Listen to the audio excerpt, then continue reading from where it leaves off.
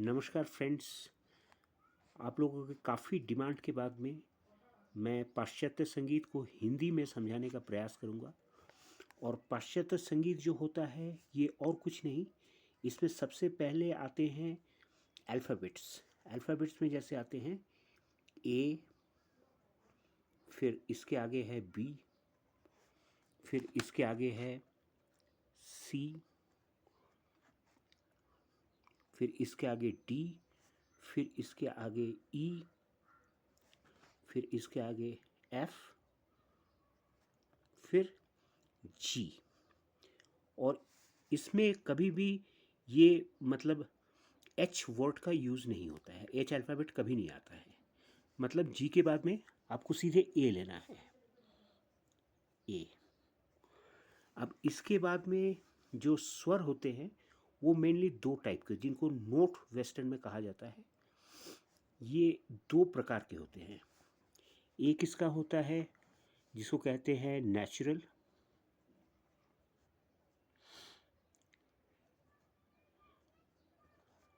और दूसरा होता है एक्सीडेंटल।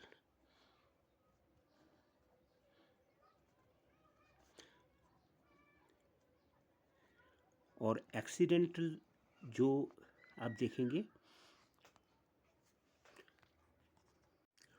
एक्सीडेंटल नोट दो प्रकार के होते हैं। एक इसका टाइप होता है जिसको कहते हैं शार्प।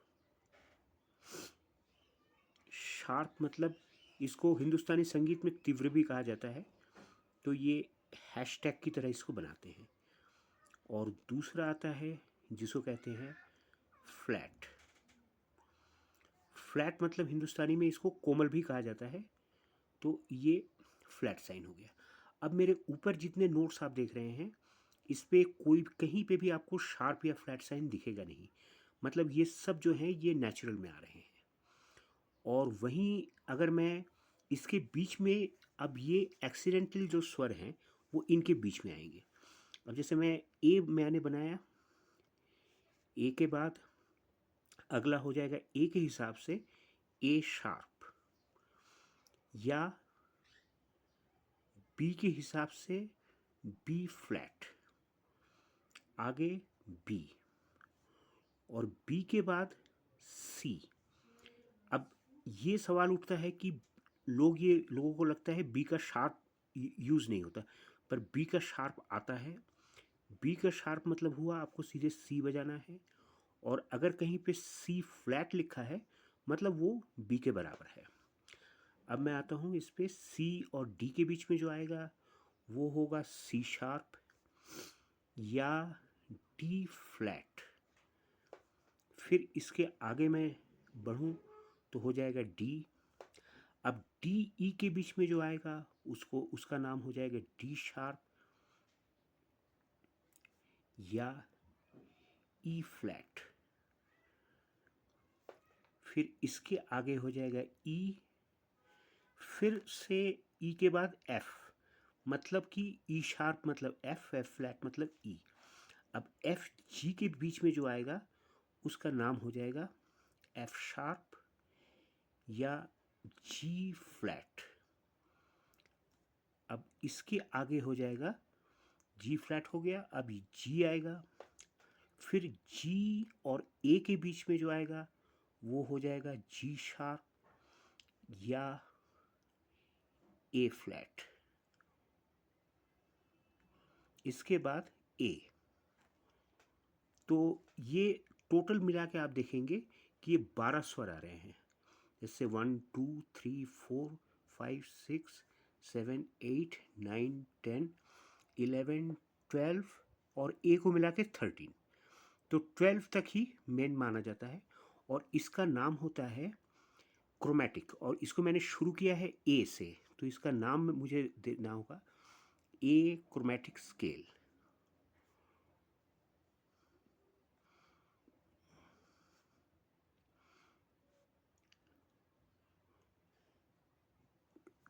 तो ए क्रोमैटिक स्केल, और जितने भी मेजर माइनर सब क्रोमैटिक से ही निकलते हैं। उसका भी एक फॉर्मूला होता है जिसको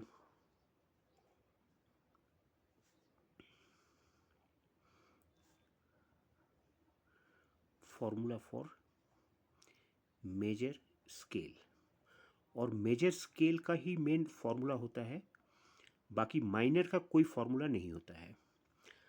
अब मेजर में अच्छा इसमें दो टर्म यूज होते हैं, एक आएगा टी का मतलब होगा टोन,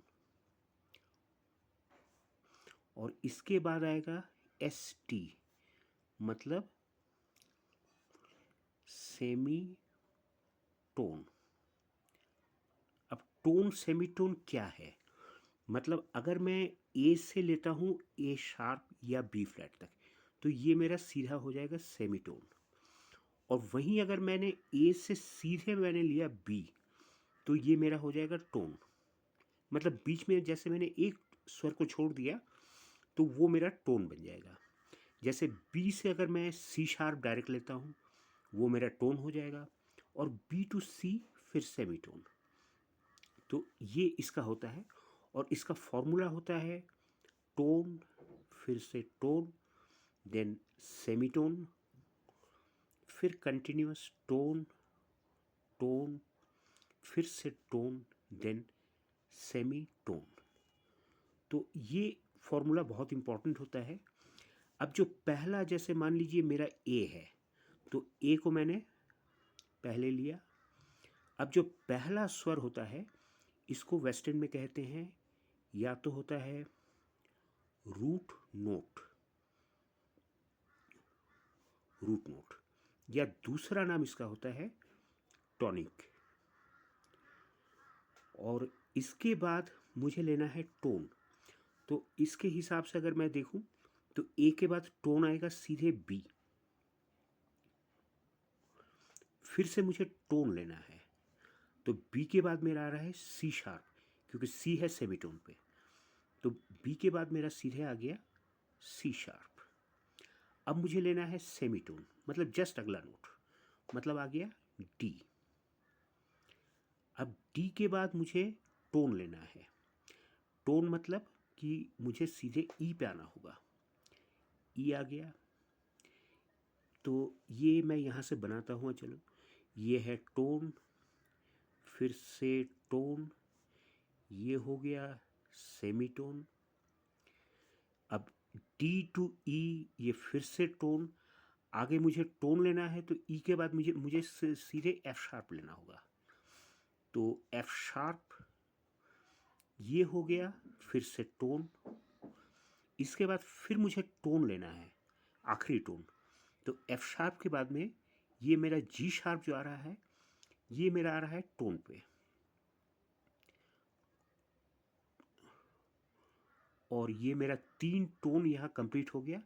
अब इसके बाद सेमीटोन, मतलब सेमीटोन जस्ट अगला, तो वो है सीधे ए, मतलब ए से शुरू हुआ ए पे ख़त्म हुआ।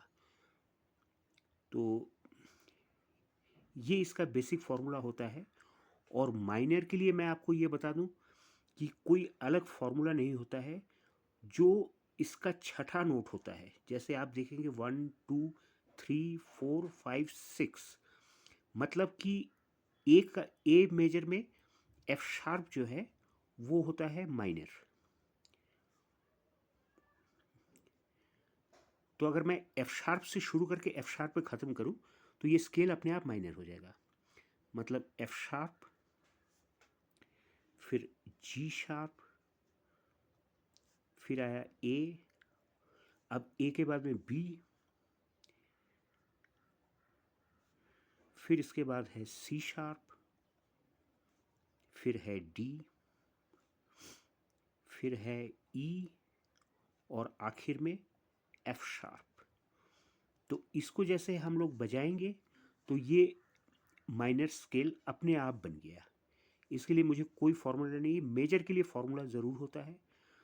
तो अगर आपको ये मेरा वीडियो पसंद आए तो प्लीज़ इसको जो लोग इसको जानना चाहते हैं उन तक पहुंचाएं, और फिर अगले वीडियो में मैं मिलूँगा आपको आपसे ये, और मैं इसको डिटेल में समझाऊंगा। तो अगर कोई कन्फ्यूजन है तो आप पूछ सकते हैं, और इसको देखने के लिए बहुत बहुत धन्यवाद आप लोग।